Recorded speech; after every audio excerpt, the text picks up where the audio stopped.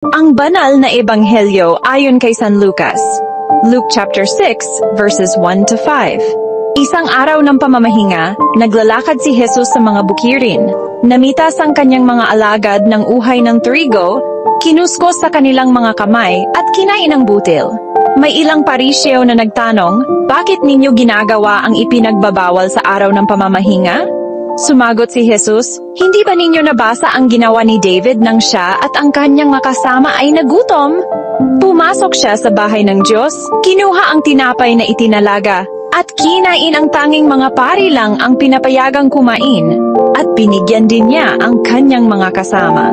Pagkatapos ay sinabi ni Jesus sa kanila, "Ang anak ng tao ang Panginoon ng araw ng pamamahinga." Ang talatang ito ay nagpapakita sa atin na mas pinahalagahan ni Jesus ang pangangailangan ng tao kaysa sa mahigpit na pagsunod sa batas.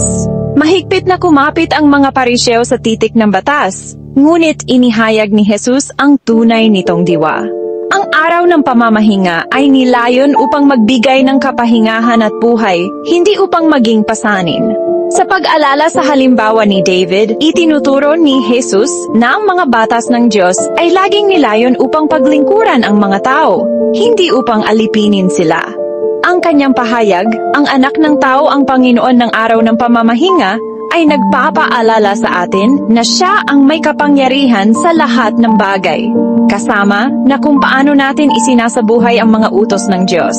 Ang hamon para sa atin ngayon ay alalahanin na ang pananampalataya ay hindi tungkol sa mahigpit na pagsunod sa mga patakaran, kundi tungkol sa pag-ibig, habag, at awa.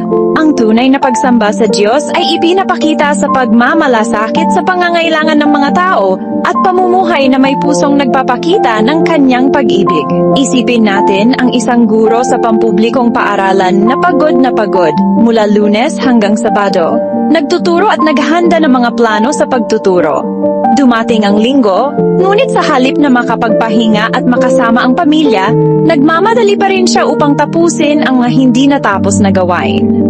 Kung may makita nito, maaaring husgahan nila na ang guro ay hindi talaga nagpapahinga sa araw ng pamamahinga.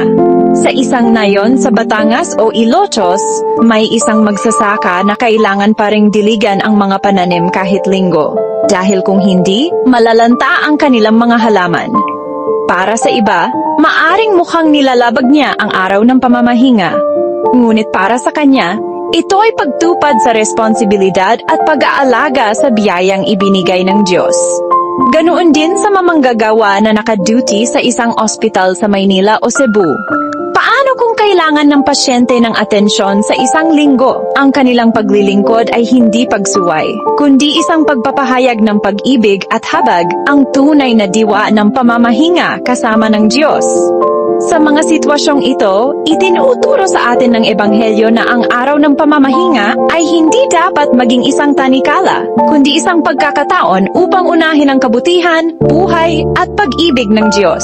Mapagmahal na Ama, salamat po sa kaloob ng kapahingahan at sa araw na inyong itinalaga upang kami ay makalapit sa inyo. Patawarin po ninyo kami kung minsan ay masyado kaming abala sa trabaho at nakakalimutan ang tunay na kahulugan ng pamamahinga, ang makasama kayo at ang aming kapwa. Turuan po ninyo kaming maging mahabagin sa halip na mapanghusga at unahin ang pangangailangan ng tao sa halip na mahigpit na sundin ang titik ng batas. Matuto po sana kaming magpatawad, magmahal at maglingkod sa bawat araw ng pamamahinga, sumusunod sa halimbawa ni Kristo na siyang Panginoon ng araw ng pamamahinga. Amen.